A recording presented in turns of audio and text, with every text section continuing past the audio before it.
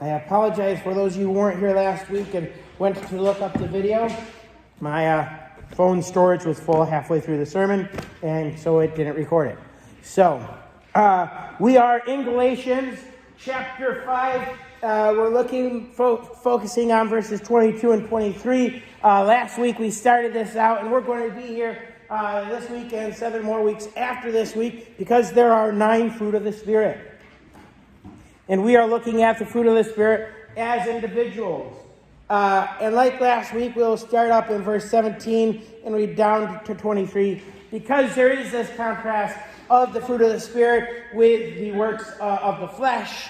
And so it's important kind of to have it in its context before we spend all our time looking at a single word. So, Galatians 5, starting verse 17. For the flesh lusts against the Spirit, and the Spirit against the flesh. And these are contrary to one another, so that you do not do the things that you wish. But if you are led by the Spirit, you are not under the law.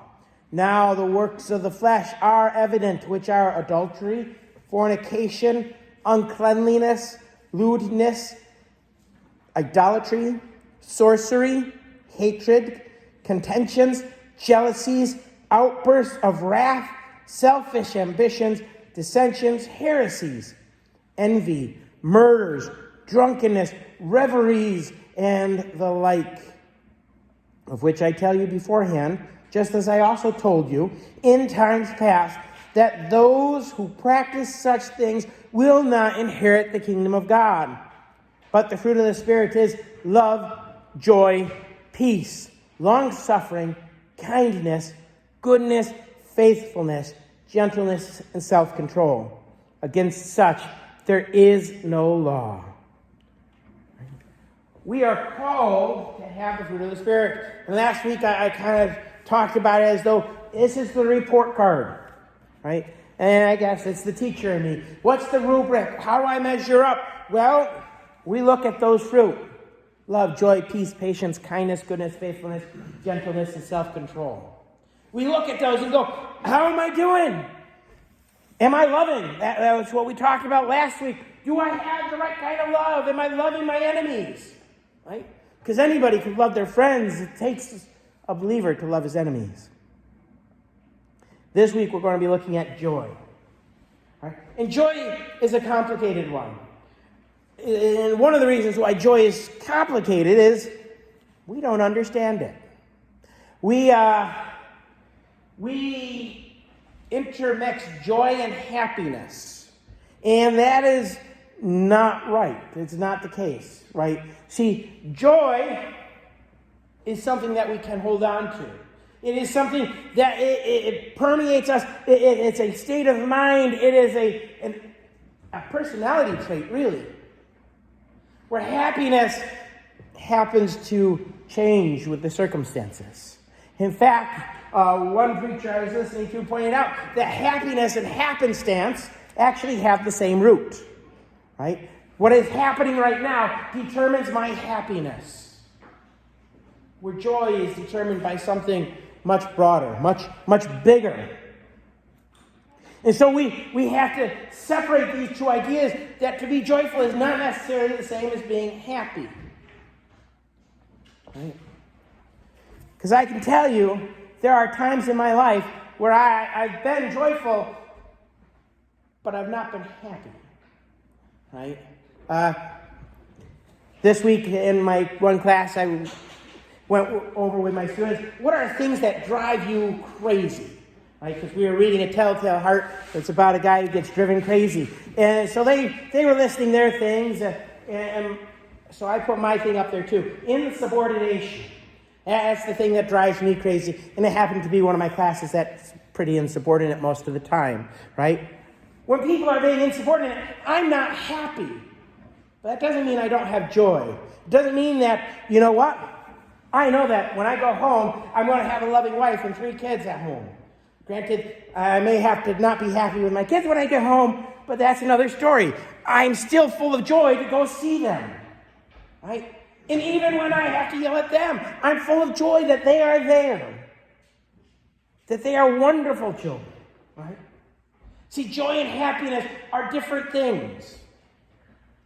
This week, our house has been in disarray, right? The kitchen was in the dining room. The office is over here at the church. It's still here at the church, right? The bathroom, the toilet wasn't even there. And somebody, me, accidentally put a hole in the pipe, and so we had to shut the water off until I fixed the pipe. And then, even then, we couldn't get the thing on top of the bathroom, the toilet thing to stop leaking, so we kept the water off. Not happy, right? It's not a happy-making circumstance. But you know what? I knew that the floors were going to be nice, that we weren't going to have to worry about holes in the floor anymore. There was a joy about, yes, this is going to be good for us. Even though in the circumstances, happiness wasn't, the feeling wasn't, there was a joy of knowing that, you know what, this too shall pass. And now the kitchen's back where the kitchen goes. The office still isn't back because it was raining yesterday after we got all the round stuff in, quarter round, whatever that stuff is. And so I wasn't going to bring all the stuff over in the rain. But joy is something different. Joy is this contentment, this life is going to be okay. It's that realization. It's that gratitude. And so, as a believer, we have to practice joy. Because it turns out that there are lots of things in this world that would like to steal our joy from us. That would like us to forget that, hey, I have 3 wonderful children. That, hey, life is going to be okay. That things are going to be all right. That this too shall pass. There are things that want to steal that joy from us. And so we need to be intentional and practice having the attitude of joy. And so we're going to be jumping around at a bunch of different scriptures today, and they were too long to put in the bulletin, so I just kind of put them in there and the aspect of joy that they help us out with, right? And so the first way for us to practice joy is found in John 16. The second one is in 15. But John 16, and this is Jesus talking to the disciples. He's talking to them in the upper room. They've kind of had their supper, but haven't quite left for Gethsemane quite yet. And in John 16, he says to them, starting in verse 20, he says, "Most assuredly I say to you, that you will weep and lament, but the world will rejoice and you will be sorrowful. But your sorrow will be turned into joy."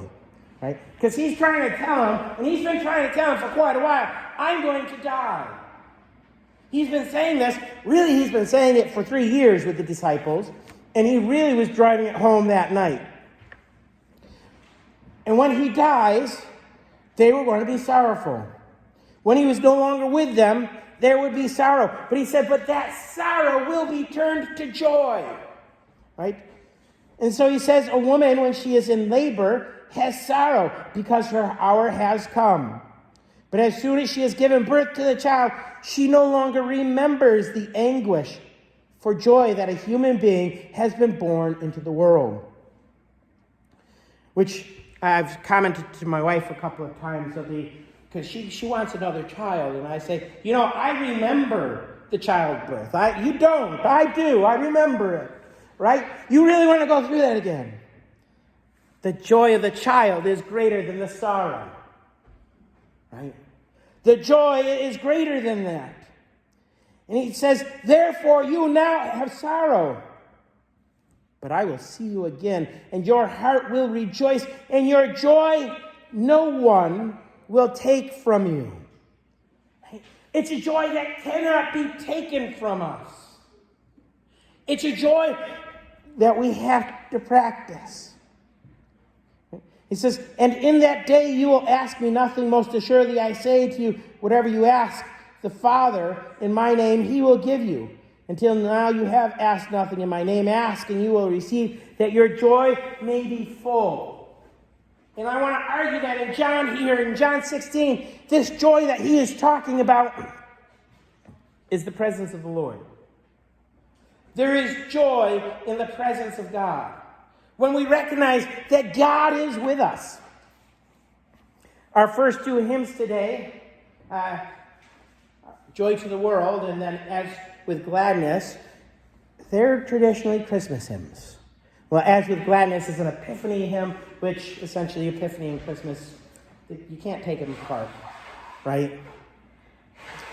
It's about the coming of Jesus and the joy that was had there. We recognize joy, and we talk about it all the time at Christmas time. Because there is joy in the presence of God. In fact, the Bible tells us that the joy of the world is Mount Zion. Mount Zion being the mountain of God, the mountain where God kind of makes himself known to the world. Right? There is joy in the presence of God. I think of this in terms of the love languages. If you've ever read that book, they say there's like 4 different love languages, and one of them is quality time. Right? And we all or Daniel was telling me there was 5 love languages, sorry. Thank you for the correction. One of them was quality time. And for me, quality time is an important thing. It's important to Sarah, too. We just understand it differently. Right? For me, we can sit in the room. We can each be doing our own thing. As long as we're in the room together, there's a joy of that presence. Being in the room, knowing that you're there with me. Right? For Sarah, she needs to know that you're there with you by having a conversation. We can't be doing our separate things. We have to do it together. The wonderful thing about God is he's there in the room with us, and he's doing it with us. Right? He incorporates both, and there's a joy in the presence of God. To just be there with him, to look upon his face, to talk with him, to share with him, to read his word. There is joy to be found in all of that. It may not necessarily make us happy all the time, but we can be filled with joy knowing that God is there and that he is a wonderful and awesome and amazing God. The next aspect of joy I want to look at, back about a page in John 15. Jesus says this to the disciples in John 15, 9 through 11. He says, "As the Father loved me, I also have loved you. Abide in my love. If you keep my commandments, you will abide in my love, just as I have kept my Father's commandments and abide in his love. These things I have spoken to you, that my joy may remain in you, and that your joy may be full." Right? The second aspect of joy, the second way that we can practice joy is joy in obedience. Right? There is a joy found in doing what you're supposed to do. I struggle with this, and I struggle to not laugh sometimes. My students, and I pick on them a lot, we are raising a generation where they are allergic to work. Right? For those of you who used to watch Dobie Gillis, The World Record, there was a character named Maynard, played by the same guy who played Gilligan in Gilligan's Island. And he was allergic to work. Whenever he heard work or people suggested work, he'd go, "Work!" Right? We have a whole generation of kids like that. And so I have a lot of kids who haven't been doing well in their 8th grade English class. And it's like, if you did your work, you'd have no problem. If you did your work, you'd be passing. And so I have some of them who have got their 5-week report back on Friday, and they're like, Mr. Bush, and they have such a big smile on their face. I'm passing. My mom's going to be proud of me. Like, yeah, there's a joy in doing your work, buddy. If you did your work, you'd have this all the time. This joy of knowing that you're passing. You've done something worth. Well, the reality is that the same is true with us. There are things that God has called us to do, and you know what? We're allergic to the obedience to God sometimes, I think. And then every so often, we do what God told us to do, and something amazing happens, and we go, God, this is wonderful. And God's like, yeah, if you obeyed me all the time, you'd have this joy all the time. Right? There's a joy found in obedience to God. There's a joy that fills us when we're doing what we're supposed to do. When we're fulfilling the purpose that God has placed us here on this earth for. And that's obedience. That's to glorify Him, to honor Him, to praise Him, to love Him. And there's a joy that comes out of that. I've told Sarah many times, I want to go in the pulpit. That's where I want to be when God calls me home. Because there's a joy that I get out of preaching. Because this is what God has called me to do. It's the obedience. But yet, when we're disobedient, that joy seems to waver. Right? That joy isn't there as much. And it's one of those things that I always question us as people. If we know this hurts, if we know it doesn't feel good to do that, why do we do it? If we know disobedience kind of steals the joy of the Lord from us, why are we disobedient? And I guess because sometimes the disobedience makes us happy. Takes our joy, but allows us to be happy. Right? Because we've had no kitchen, we went out to eat a little bit this week. I don't feel so good. Every so often we like to go out to eat because it tastes good and it makes us happy for a very short period of time, but our bodies afterwards say, bleh. Right? I was so happy when we got the stove hooked up yesterday and I cooked me some eggs, some home food, because it feels so much better. There's a joy in it. There's a joy in obedience to God. So let's be obedient. The next one is found in Psalm 5. The psalmist, David, writes in verses 11 through 12, he says, "But let all those rejoice who put their trust in you. Let them ever shout for joy because you defend them. Let those also who love your name be joyful in you. For you, O Lord, will bless the righteous with favor. You will surround him as with a shield." The reality is I find that trust and obedience, they kind of go hand in hand. If I trust God, I'll do what He told me to do.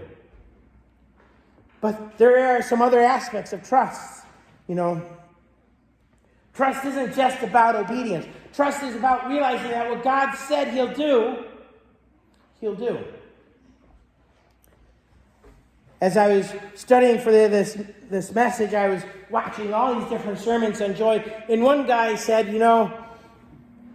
joy, and he was comparing it to happiness. He said, happiness is dependent upon the facts. Joy is dependent upon the truth. Right? And the facts and the truth don't always measure up. And then he used this example. And I thought, wow, that's brilliant. I'm stealing that. All right, so just to let you know, I stole this from somebody. And he said, you look at Abraham. Abraham's facts. God said, Abraham, you're going to have a baby. I'm going to give you a son. You're going to be the father of many nations. Well, here are the facts. Abraham was 75. His wife Sarah was also old, so old that she could not have a child. She was in that barren stage of life, right? And so the facts say, hey, there's no way we're going to have a baby. Right? Those are the facts of life. And then 20 years go by, they still don't have a baby. The facts still say, hey, not likely to happen. But the truth is that God said it's going to happen. Right? There is joy in trusting God because we know that if God said it's going to happen, it's going to happen. There's a joy in trusting God because, well, we're designed to trust. I mean, he put us here to have faith in Him, to trust in Him. And so we can go through life and God said, all things work together for good to those that love Him. Well, do we trust that? Do we trust that? You see, when we don't trust, that's when our joy is kind of taken from us. It's when we start pushing God away and saying, whoa. You said all things work together for good, but what's happening right now, I don't see it, and I don't know it, and I don't understand it. I don't, I think of it as when we go to the doctor, and our kids are getting a shot, and they're like, wow, is this good for me? It hurts.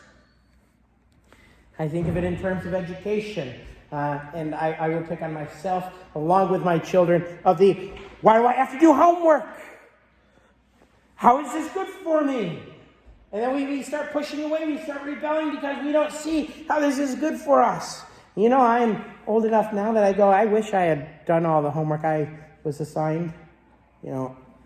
I'm a slow reader, and it turns out, had I read all the things they told me to read in high school, I'd be a little quicker. And I'd have those books in my head so that I could actually be using them for what I'm doing now as a teacher. Right? There's a joy and trust in that, knowing that, hey, what you say you're going to do, and hey, I believe you. But when we don't trust, we push away. When we don't trust, we say, God, yeah, maybe I'm better. Maybe I know more than you. It's funny, this is a common theme in Hollywood, is that they keep saying, we know more than God. And I don't think they even realize that they're doing it, because it's almost always the bad guy who says that. And then the world falls apart because of it. Our joy is taken from us when we stop trusting him. And then if you flip over to Psalm 16, verses 9 through 11, he says, therefore my heart is glad, and my glory rejoices. My flesh also will rest in hope, for you will not leave my soul in Sheol, nor will you allow your Holy One to see corruption. You will show me the path of life. In your presence is fullness of joy. At your right hand are pleasures forevermore. There is a joy in thanksgiving. That realizing that God has already done it for you. Right? And that spirit of gratitude. That Jesus Christ has come down. He has died on the cross. He has paid for our sins so that we don't have to. That gratitude, that thankfulness of God, thank you for what you've done for me. There's a joy found in gratitude. Not just in the thankfulness for our salvation, but the thankfulness for the circumstances that we don't like. You go, well, how can I be thankful for the circumstances we don't like? Well, because we trust in him, right? And we trust that he's doing all things for good. And we say, God, we know that we don't understand it, and we know we don't like this. Thank you anyway. Thank you for the things you're doing that I can't see. Thank you for the things that go beyond my understanding. Right? If we cultivate a spirit of thankfulness, it helps us to find the joy in life. It helps us to find the small things. It helps us to see the presence of God, no matter what's going on in life. The reality is, to practice this attitude of joy, it's a focus issue. It all comes down to that. And I know this is it's something you say all the time, Gary. You're always telling us that it's a focus issue. Well, maybe it's because I have bad eyesight. I don't know. But we need to be focused on Jesus. We need to be focused on God. And in all these things, all the things that try to rob us of our joy, try to get us to look away. The people who rob us of our joy are trying to get us to look at them. Hey, look at me. Look at how wonderful I am. But we're supposed to be looking at God. We're supposed to be looking at Jesus. Those circumstances in our lives that try to get us to do things or to just... Those rough circumstances, they're trying to get us to look at them, to focus on them, when really Jesus is saying, just look at me. I think of, in one of my favorite scriptures, is Peter walking on the water. Can you imagine the joy there must have been in that walking on water? You know, only 2 people we know of have walked on water. And Peter got to do it. There must have been this joy. But the circumstances, he took his eyes off of Christ. He lost that focus. And joy turned to fear. It's all about focus. And so we need to practice focusing on Jesus. Realizing that he's with us. Realizing that the thing he's called us to do is for our benefits. Trusting him. And being thankful for the things he's done. And with that, we'll have joy. And no one shall ever take our joy from us. Our joy will be full. And that's what we're called to have as Christians. The spirit of joy. Will you bow with me in prayer?